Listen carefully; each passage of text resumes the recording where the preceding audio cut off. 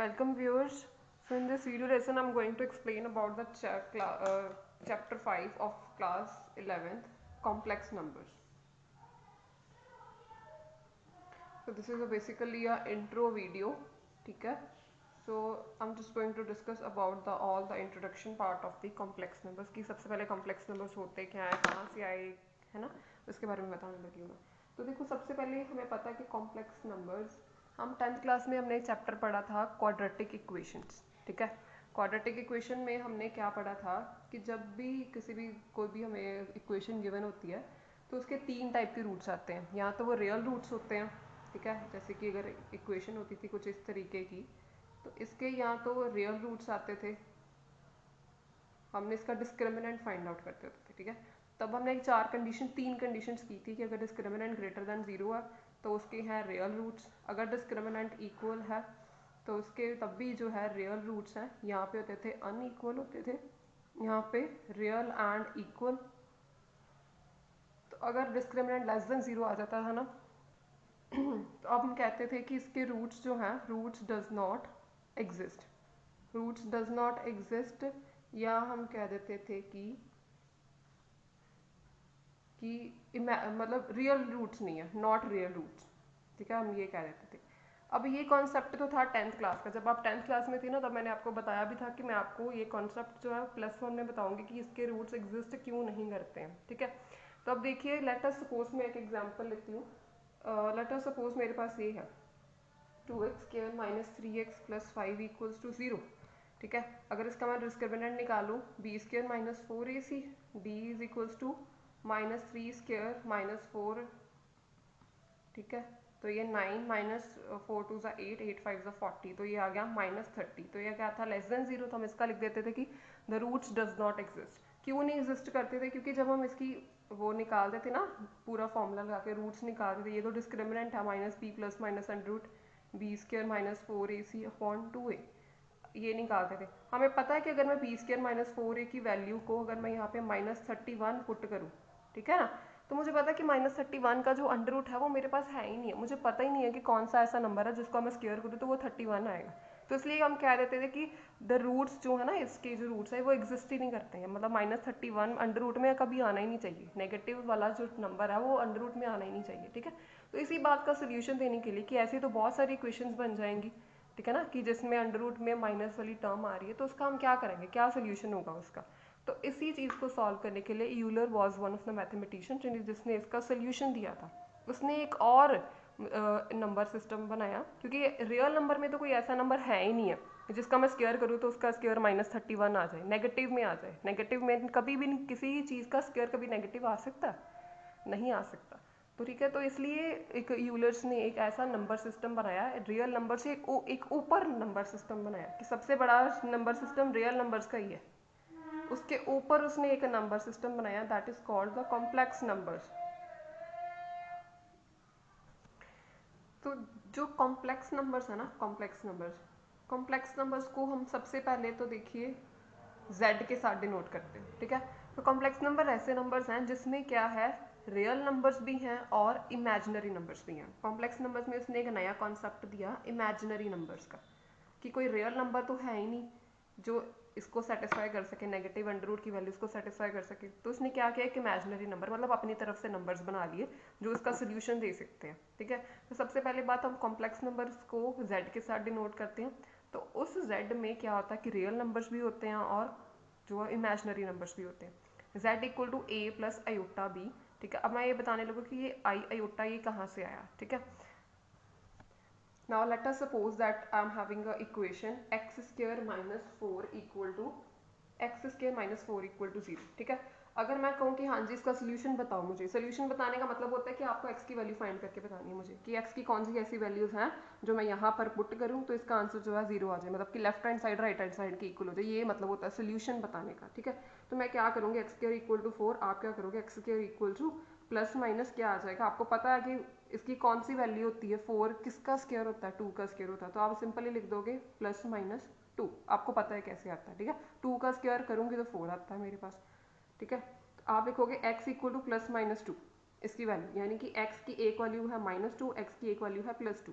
ये यानी कि अगर मैं यहाँ पर इस इक्वेशन में x की वैल्यू को -2 का स्क्वायर करूँ तो भी 0 आएगा, 0 = 0, और +2 का स्क्वायर करके करूँ तब भी 0 = 0 आएगा। मतलब ये दोनों ही जो है वो इस इक्वेशन की सोल्यूशन है। और अगर मैं यहाँ पे लिखूँ x² + 4 = 0, देन अगर मैं लिखूँ x² = -4, देन आप इसका सोल्यूशन कैसे दोगे? अब मुझे एक ऐसा नंबर चाहिए जिसका स्क्वायर करूँ तो वो आएगा -4। अब मेरे पास ऐसा नंबर तो है ही नहीं है जिसका मैं स्क्वायर करूँ तो वो -4 आएगा, ठीक है ना। अब इसी बात पे जो है ना यूलर्स ने अपना कॉन्सेप्ट दिया कि वो किसने क्या कहा कि x = √4 ये आएगा, ठीक है। उसने क्या कहा कि अगर हम इसको कुछ इस तरीके से लिख लें, 4 × -1, इसको मैं ऐसे लिख सकती हूँ ना, ठीक है। उसने क्या कहा कि ये जो,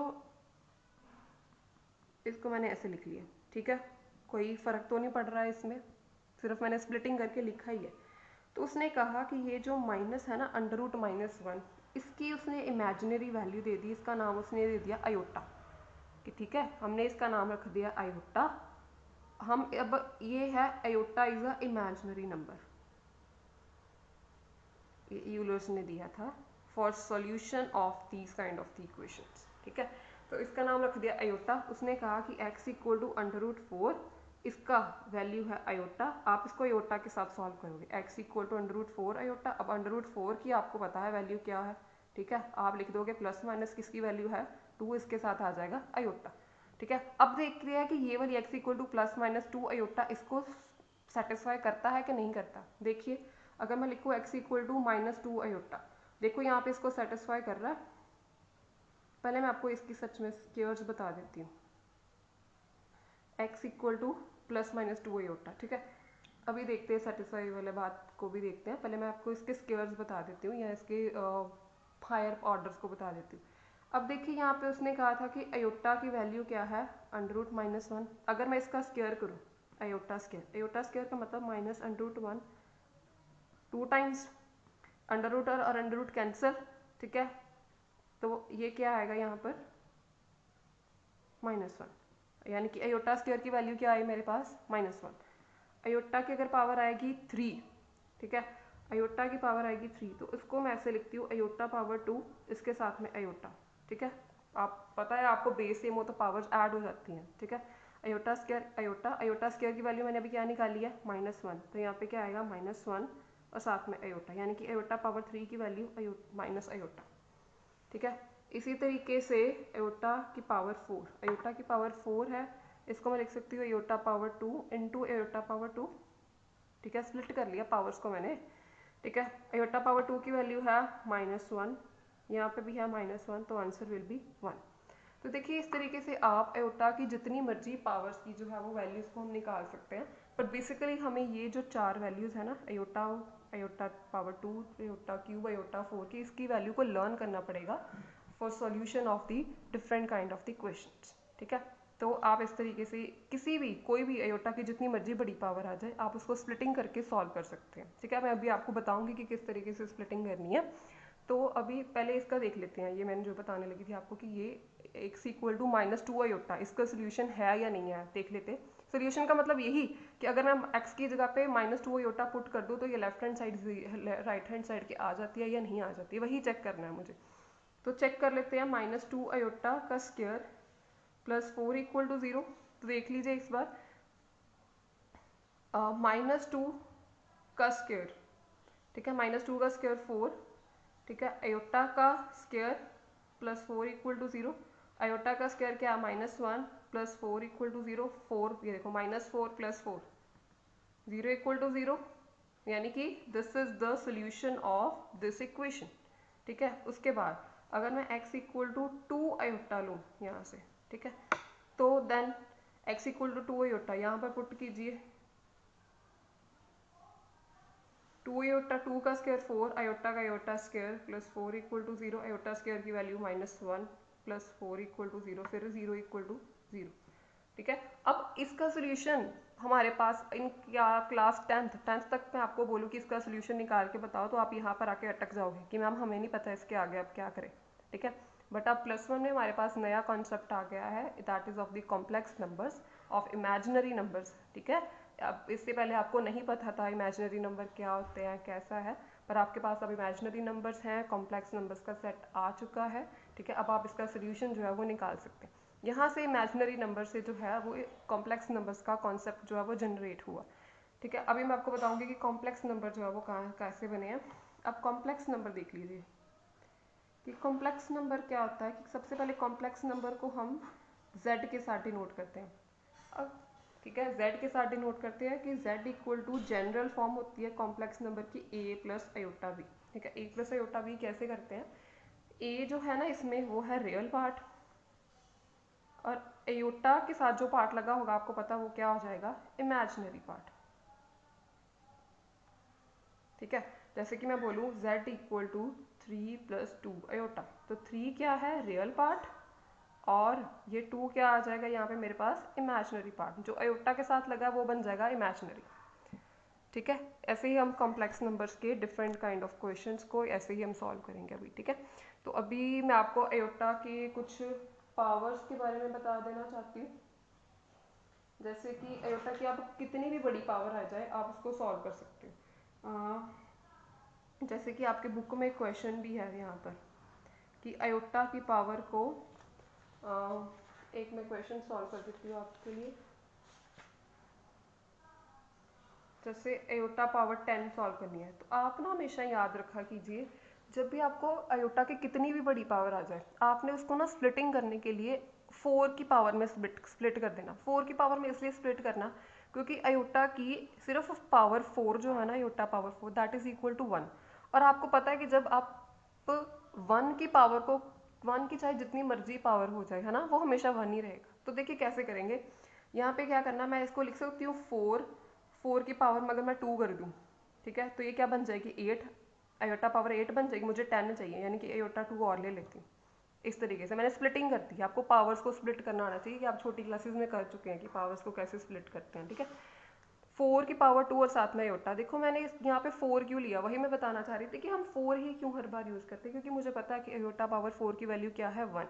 तो यहाँ पे जब मैं 1 पुट करूँगी, 1 का स्क्वायर आएगा 1, आयोटा स्क्वायर की वैल्यू क्या है, -1, यहाँ पे पुट कर दो, ये आएगा -1 आ जाएगा। मतलब वो सॉल्यूशन करना जो है ना वो ईजी हो जाता है हमारे लिए, ठीक है। यानी कि मुझे पता है कि आयोटा पावर 4 की पावर 1 है, 1 की पावर यहाँ पे चाहे 2 हो, चाहे 100 हो, चाहे जितनी मर्जी हो, ये आंसर विल बी द 1, ठीक है ना। तो इसलिए सोल्यूशन करना इजी हो जाता है, इसलिए हमेशा ज़्यादातर हम इसको 4 की पावर में स्प्लिट कर लेते हैं। आप इस क्वेश्चन को 2 की पावर में स्प्लिट करके भी कर सकते हो, 3 की पावर में भी कर सकते हो, it's your wish, answer same आएगा। चाहे इसको 2 की पावर में कर लो, ठीक है, आयोटा पावर 2 की पावर 5 है ना, ये तो डायरेक्टली आ गया 2 पावर्स ऑफ 5, तो -1 की पावर 5 क्या होती है, -1, ठीक है। तो आंसर सेम है दोनों का। तो आपको ऐसे ही जितने भी चाहे आयोटा की जितनी मर्जी बड़ी स्प्लिटिंग हो जाए, आपको उसको जितना मर्जी बड़ा नंबर आ जाए, बाय स्प्लिटिंग मेथड आप इसको सॉल्व कर सकते हैं। और ये 4 तो आप लर्न कर लीजिए, iota, iota square, iota 3, iota 4, ठीक है जी। तो देखो आपकी बुक में भी ये गिवन है कि हम किसी भी नंबर को इन चारों आयोटा की पावर्स में हम स्प्लिट कर सकते हैं। जितना भी बड़ा नंबर आ जाए आप इसको इनकी पावर्स में स्प्लिट कर सकते हैं, and it is one of the easiest method to for the splitting. वो इसलिए कहते हैं, वो मैं आपको बता देती हूँ। देखो आयोटा पावर 4 के +1, अगर इसको मैं सॉल्व करूँ, देखो आयोटा पावर 4 के इसके ऊपर प्लस आयो प्लस नहीं यहाँ पे आएगा, प्लस ऐसे लिखेंगे। आपको पता है कि 4k +1 हो जाएगा इसको अगर मैं करूँ, base same powers will be add, ठीक है। आयोटा पावर 4 की वैल्यू 1, तो 1 की वैल्यू अगर 1 की पावर अगर k है तो वो 1 ही रहेगा, साथ में क्या आएगा, आयोटा, ठीक है। अगर मैं इसको सॉल्व करूँ, आयोटा पावर 4k और साथ में आयोटा स्क्वायर, तो ये देखो ये भी क्या आएगा, आयोटा स्क्वायर की वैल्यू क्या है, -1, ये तो 1 हो जाएगा, ठीक है। आयोटा पावर 4k और साथ में आयोटा 3, ये 1 हो जाएगा, इसकी पावर है minus iota, iota 3 is minus iota, iota power 4 इसकी पावर 4 साथ में आयोटा पावर 4, तो ये आएगा यहाँ पे 1, ठीक है। ठीक, तो ये इसलिए बताया गया कि आपके पास चाहे आयोटा की बहुत बड़ी वैल्यूज हो, आप उसको हमेशा इस फॉर्म में स्प्लिट कर सकते हैं, 4k +1, 4k +2, 4k +3, 4k +4, ठीक है। जैसे कि अभी मैं आपको एक बहुत बड़ा नंबर लेके एज्यूम करके बताती हूँ कि छोटे वाले तो आप कर लोगे सॉल्व। जैसे कि अब ये है आयोटा पावर 392 है, ठीक है। अब इसको मैं सॉल्व करती हूँ, कैसे करोगे आप, आपको तो डर ही जाओगे कितना बड़ा नंबर आ गया, इसको कैसे करें सॉल्व। देखो क्या कर सकते हैं, वही करना है, 4 की पावर में आपने स्प्लिटिंग कर देनी है आपने, ठीक है। देखो अयोटा पावर 4, अगर इसको मैं ऐसे लिखूँ अयोटा पावर 4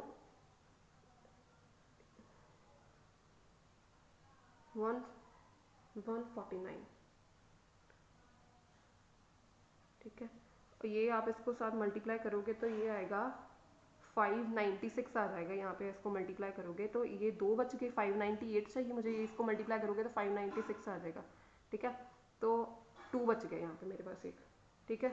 प्लस इधर ऐसे एयोटा की पावर 4 को कर दो मल्टीप्लाई 98 के साथ, ये आप नंबर फाइंड आउट कर सकते हैं, 4 को इसके साथ डायरेक्टली डिवाइड कर लीजिए, आपको ये वाला फैक्टर मिल जाएगा कि किसके साथ मल्टीप्लाई करोगे तो ये कंप्लीट नंबर आ जाएगा, इतना तो आपको अब पता ही होगा अब, ठीक है।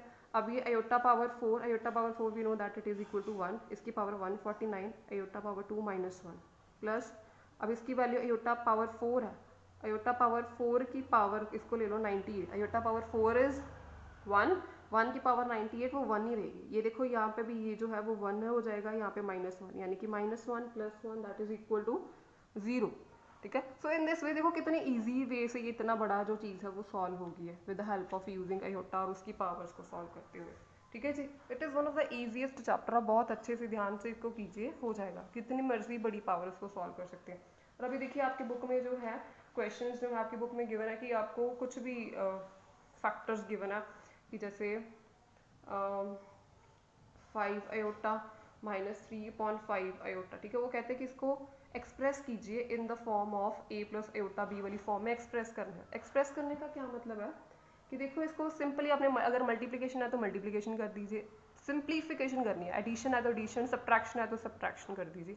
करने के बाद आपने उसको a + अयोटा b वाली फॉर्म में लिखना है, यानी कि कैसे, देखो 5 और 5 यहाँ पे कैंसिल हो गया, ये क्या आएगा -3 अयोटा यहाँ पे अयोटा यहाँ पे अयोटा स्क्वायर, -3 अयोटा स्क्वायर की वैल्यू -1, तो ये आएगा मेरे पास 3, ओनली 3 आया। अब a + अयोटा b की फॉर्म में कैसे करेंगे, 3 + अयोटा, अब इमेजिनरी नंबर तो है ही नहीं मेरे पास, तो यहाँ पे क्या लिख दोगे 3 + अयोटा 0, क्योंकि इमेजिनरी नंबर नहीं है मेरे पास तो वो 0 आएगा।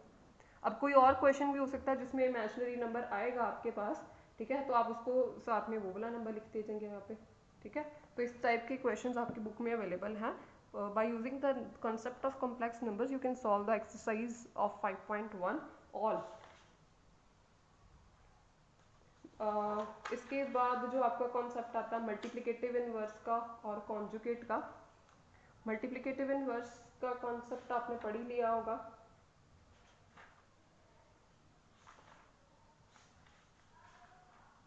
जिसमें जैसे 4 - अयोटा 3 का निकालना था हमने मल्टीप्लिकेटिव इनवर्स, ठीक है। तो आपको पता है कि z इज गिवन एज, हमेशा हर कॉम्प्लेक्स नंबर को z की फॉर्म में लिखना है, तो अगर z is 4 - iota 3 then 1/z is called the multiplicative inverse, ठीक है। तो यहाँ पे 1/z करोगे 1/4 - अयोटा 3, ठीक है जी। तो इसको क्या करना पड़ेगा, रैशनलाइज करके हम इसका कंप्लीट आंसर निकालते हैं। You know about the rationalisation, तो आप कर सकते हैं यहाँ पे 4 + अयोटा 3, यहाँ पर क्या आएगा 16 माइनस इसका भी स्क्वायर हो जाएगा, यानी कि अयोटा स्क्वायर 9, ठीक है। 4 + iota 3 16 + 9 which is equal to,